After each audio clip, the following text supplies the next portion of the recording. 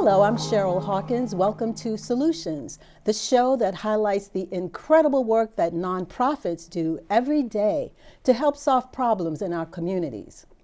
On this edition of Solutions, we're highlighting the work of the National Center for Children and Families, NCCF. For over a century, NCCF has been dedicated to serving vulnerable children, youth, and families by providing access to programs and services that inspire their ability to thrive and give back. NCCF's mission is simple: empower the community to take care of its own and to promote and foster their well-being, and that can mean different things to different people. Let's take a look.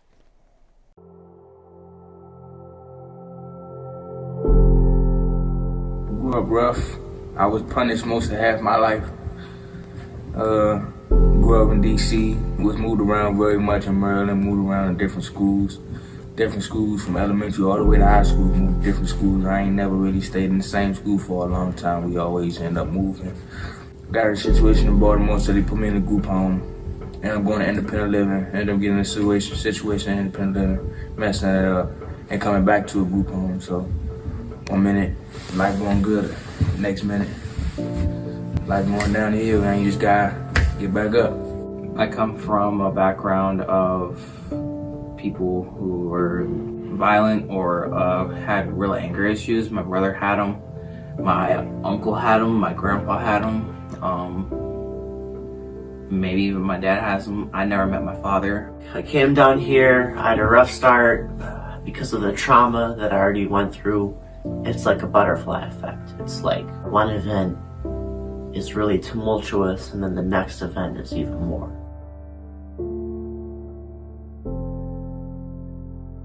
Personally, I like to design clothes. I've always wanted to go to NYU. I feel like anything creative is a win for me. Out of everything, I'm going to use every resource I have. I would use that and help me go to trade school to become an electrician. And then I'm going to go become an electrician, and I'm going to possibly move to England because that's where my dream place, and I've always wanted to go there. Hopefully I get blessed to go to college, do what I gotta do, finish making music. I vision myself being a rock star, famous.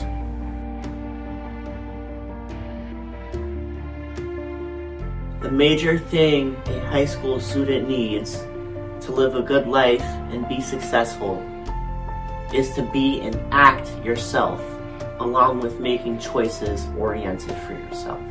Sometimes I don't feel like making a decision because I'm either tired or I'm not feeling it. When I do feel like making a decision, I notice I'm very productive. You gotta trust in God anyway. You gotta live right, eat right, feel good about yourself, pray every day. Ask God what's your purpose. He'll show you, live up to it. Never get distracted, always keep focused on what you gotta do in life.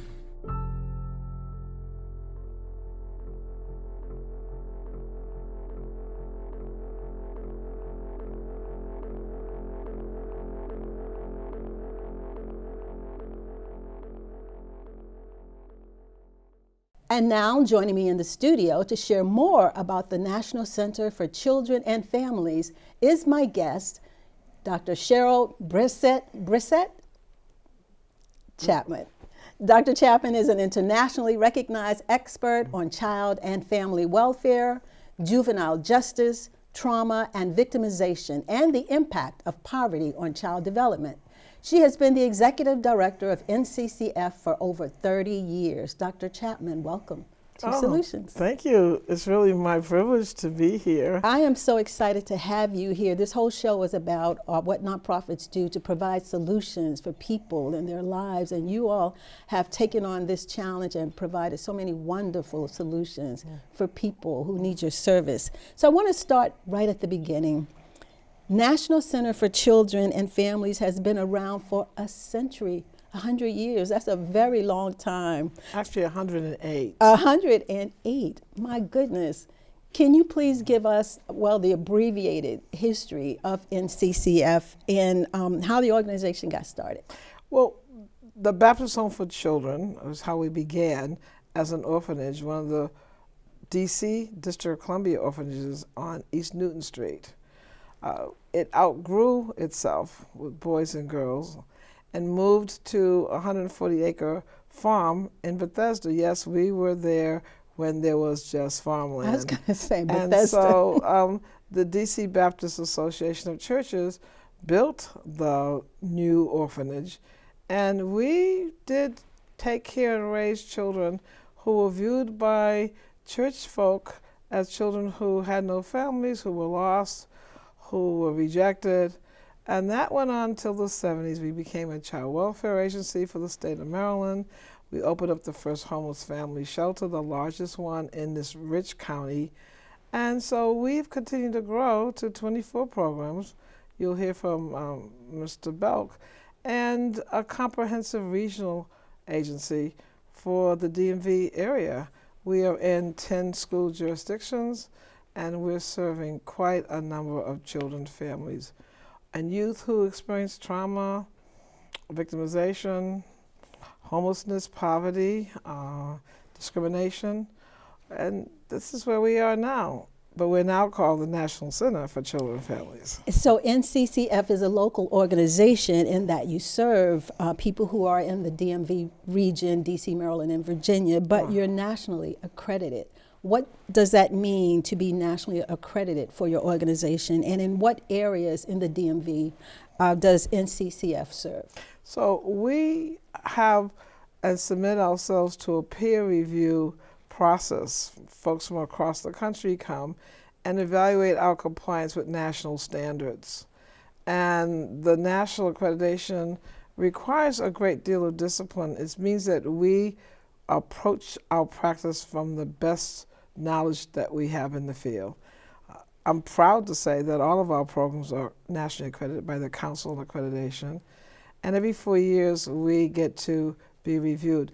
Where we are, we have in the District of Columbia short-term family programs.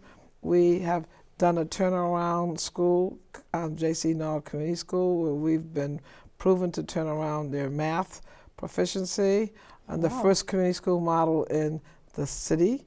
And we led that forth with partnership with the DCPS and with the Freddie Mac Foundation.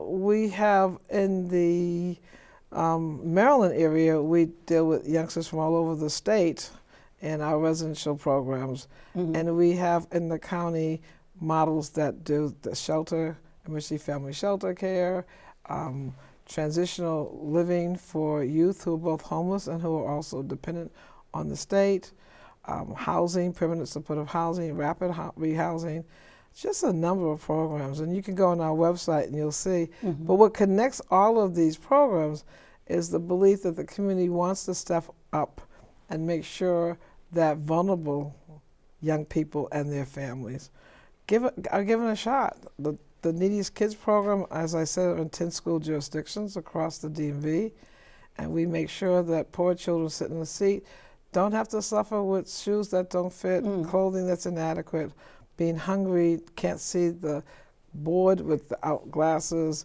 teeth hurt, just basic kinds of needs that will block them from being the scholars that need be. Well, it takes special people to want to do that for others. So you have served as Executive Director of NCCF for over 30 years. That's a long time too. And so this question has 3 parts. 1, what made you choose social work as your profession? And did you determine that you were going to expand your career in social work to become a national leader in the field, or did it just evolve that way? And then what brought you to NCCF? Well, you know, I think some of us are born with clear purpose. At 8, I lived across the street from a foster home and snuck food into the kids that would be lined up in the driveway. Wow. So I've always had this special love for children who seem to need adult attention and may not be getting it. As I finished undergraduate, I ended up being a probation officer in Rhode Island with 50 girls on my caseload for the whole state. And I chose social work because that was the discipline that my supervisor came from. And she said, you can be trained to be a helper. And that was important because I didn't understand boundaries, so I'm saving kids, but they're becoming mine. I'm a young professional, And I went on to University of Connecticut and got my social work degree. The story then evolves where people almost picked me as I moved through the rest of my career. So I've worked with kids who kill, kids reforming juvenile justice in New York City. I spent 10 years at Children's National Medical Center doing child protection. I have consulted with the feds to set up systems in the Pacific Basin. I've kind of been around, but what I major in, and I've got different kinds of degrees, what I major in is dependent, despised, and delinquent children and the supports that they need to thrive and have a better life. And you do have a lot of areas of study that you've done. You've got a lot of those credentials that go behind your name, which I find very impressive. Why did you go through all that training, always advancing yourself, and then you get all that training and then you give it all back? Well, what I really believe is that it's the question, it's being an informed not knower, it's learning. So I really value the learning mode. And so I pursued different degrees to get different perspectives, but also to be validated in my ability to give voice and to represent folks who don't have voices. Children are all dependent, but children also need adults to dream for them until they can dream for themselves. And credentials work in this society, particularly if you're an African-American woman, has a lot of opinion. It helps to be credentialed, like she does have a clue, right? But I'm mostly curious, and I have led my organization where it's more important for us to contemplate what's going on out there, but what's going on inside us, and how can we be our best selves, and how can we serve others beyond our own individual needy perspectives. How do we use ourselves, though, to serve something bigger than us? Well, what attracted you to NCCF?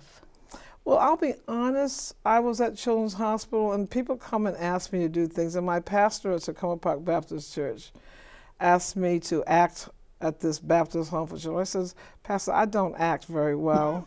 So then he came back and said, well, they're looking for a permanent director.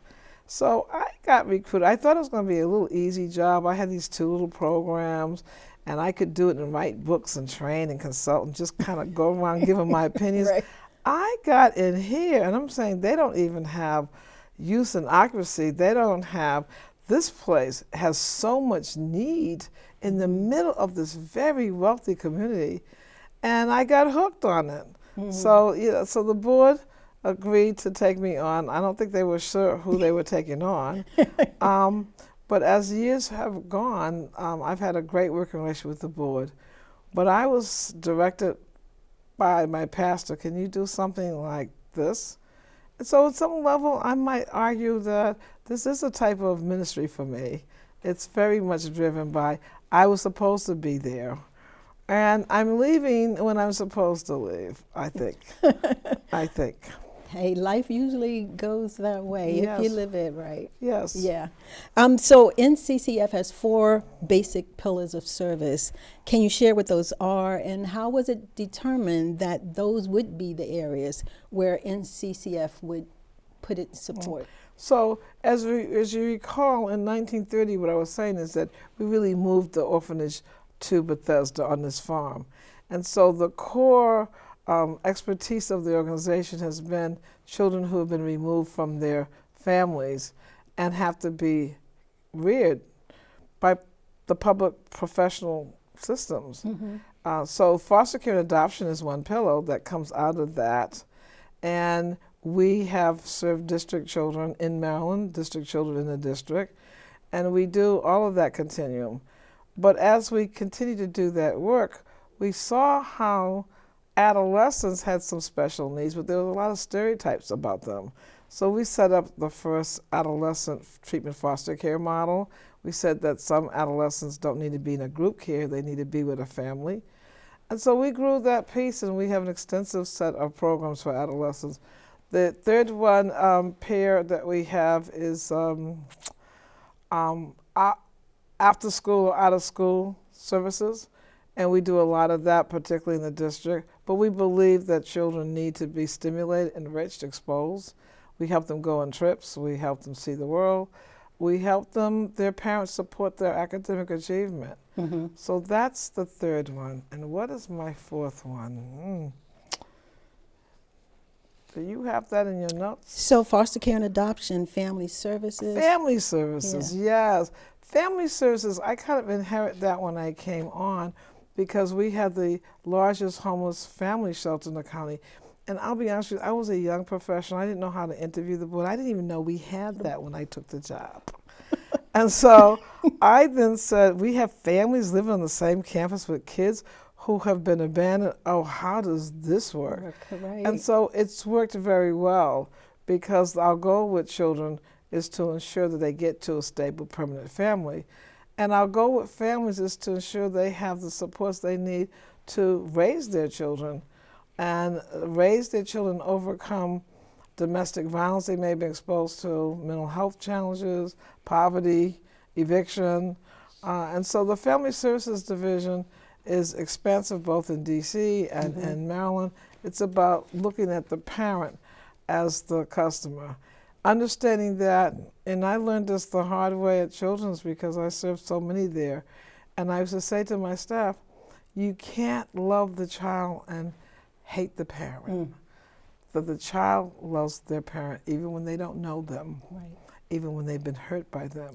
So family is really the smallest unit of our society, and how we're raised in families and what we have to work through in our families becomes the basis for adult life. So our mission is to help the community come to bear on that. So we have thousands of volunteers. We're now recovering from COVID, so we're getting back up to our high numbers of volunteerism, which is about 2,000 on average. And it's amazing what the community will do to support other families because they'll bring their baby cribs that cost a lot of money and they're not having any more children. They'll come and do book bags. They'll come and do landscaping. We had the Girl Scouts this year redo the whole child care center in high-powered professional form. Beautiful. And so it matters. It matters for the community to have opportunities to give, to be meaningful, to touch. So this is a charity where the volunteers can come and support family well-being because they're families too. Right.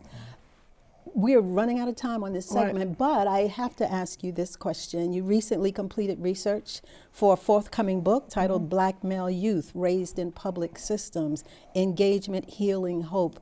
The book is focused on black males youth who've been removed from their families, placed in public child welfare and juvenile justice systems. Why was that target group chosen, and what were your foundings about those young boys? Well, first of all, that's a very invisible group, and we had been serving this population over the years. And so we did, with our Masters in Public Health expert, Director of Quality Assurance, helped us get our IRB, Institutional Review Board approvals from two governments, Maryland and DC, unheard of, particularly a non-university setting, doing this. And we talked to we researched 200 black males who have been taken into care, and we want to hear from them what they thought mattered around their own ability to engage with an adult and move into a different and better life. Why that was important to us?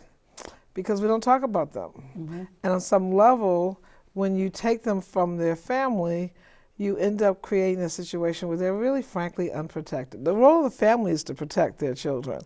And so now you have this young male child navigating professionals, coming from a community that they no longer are engaged in, a community that maybe challenged themselves to support the family. So we saw this as a whole dynamic problem of residual slavery effects, racism and discrimination, and the stereotypes that these boys shared about how people see them would make you cry, because it doesn't matter, as one of our PhD staff said, black male, it doesn't matter that I have a degree from a top Ivy League school.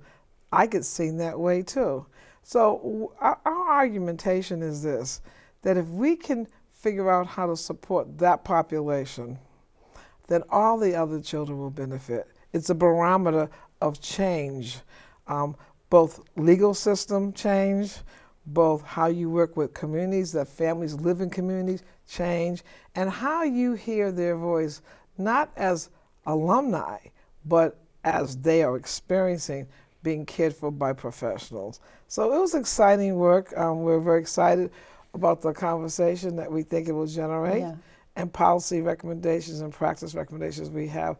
So we're excited. We believe that we're giving back to our colleagues and to the community what we've learned, and it will serve these boys. That is absolutely awesome. Thank you so much, Dr. Chapman, for being with us. We're going to have to take a quick break, and when we come back, I'll be joined by Ralph Belk, Deputy Executive Director of NCCF, to talk about some of the many programs offered by the organization. Stay with us. We'll be right back.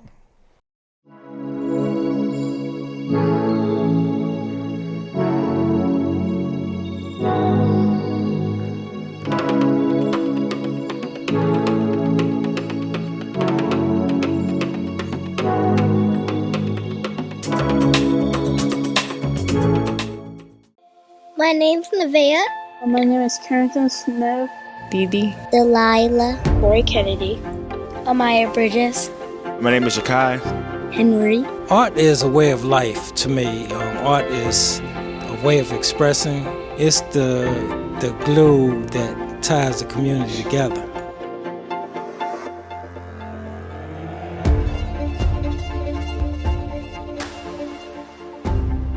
Art helps me by letting me express what I'm feeling.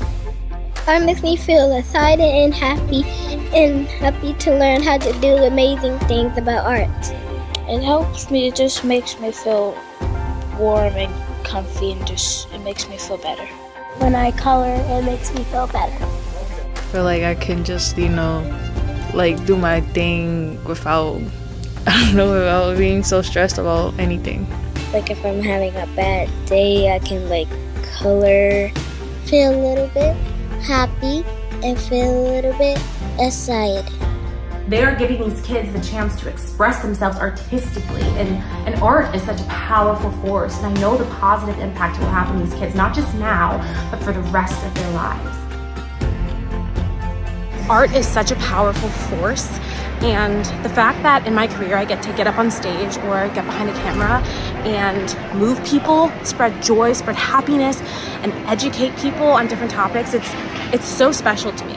Being a woman of color, I get to get up on stage in a leading role when I did Kinky Boots off Broadway and have young girls that look like me see me and know that they can do this too. Have them know that they are as good as anybody else, and know that it's not too big of a dream, not a reach. If they work hard and don't give up, they can do it too. It's not impossible, it's possible. Sometimes I have a hard time about art, and sometimes I tell my teacher I have a bad time, so they teach me, and then I get good at it.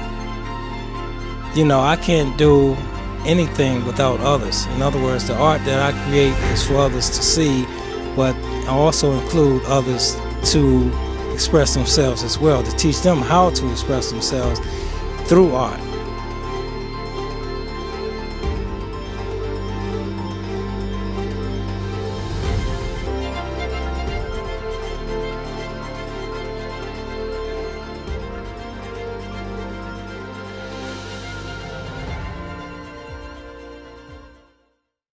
Welcome back. I'm Cheryl Hawkins. You're watching Solutions, the show that highlights the great work that nonprofits do in our communities.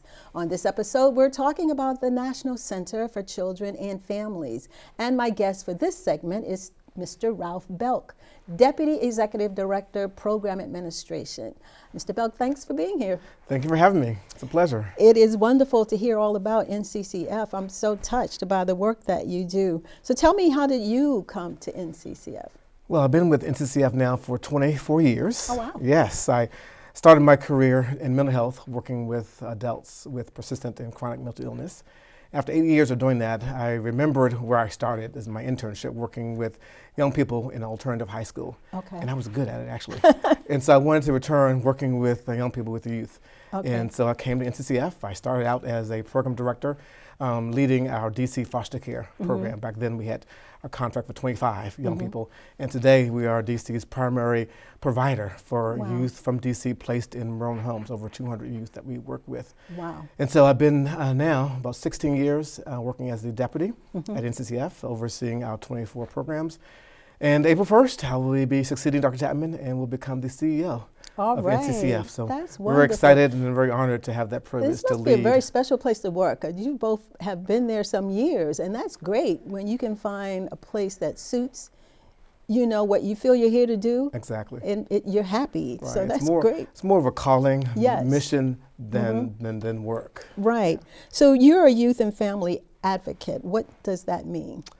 For me, I see myself as a champion for those that have been disconnected, underserved, helping persons, young people overcome barriers and challenges that have stopped them from surviving and thriving, not just surviving, but actually thriving and moving towards healing, providing environments and opportunities for young people to see a brighter future for themselves and hope for a brighter future and then get there. So again, not just surviving, but thriving. Right.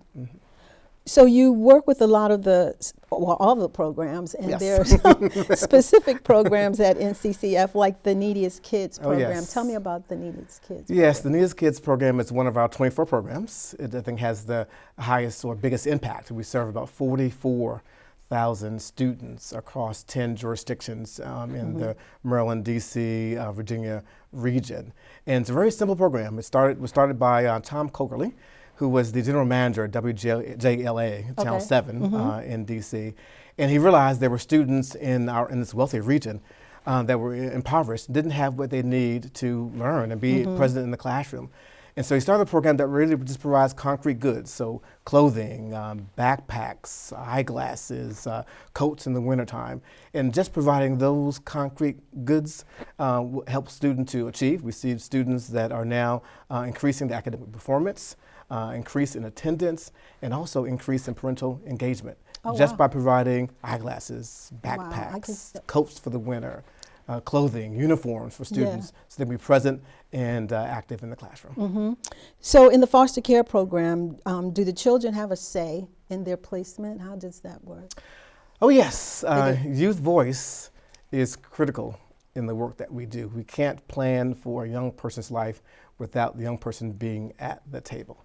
And so youth have to assent to their care. If we don't allow them to assent, we'll see their response to their behaviors. They'll leave. They're AWOL. They'll be missing. So youth voice is critical in the work that we do. So when it comes to placing children in foster homes, what are the challenges associated with placing them? And are there some that have more of a challenge than others? I'd probably say two that maybe come to the forefront of as far as challenges. And the first one is our recruiting of foster parents. You can't do family-based foster care without partnership with families. And so many of our families have been with us for years and are retiring because they've done it for 10, 20, in some cases 30 years and have served 20, 30 kids in their homes. Some of our families are providing permanency. They're adopting young people. So when they adopt, they don't have the capacity to continue to foster. So we're always stepping into the challenge of finding new families that can provide a structured home full of love for kids that are separated from their families of origin because of abuse and neglect. And then the second area I think that we're stepping to is really engaging our birth families. Many of our kids, the goal is for them to return back home to their families of origin or to another relative. And so partnering and working with that family to prepare for the return of that young person back to the home and ensuring that family is connected to community resources where they live. And so those kids can be appropriately cared for, and again, they can thrive and not come back into care. Right.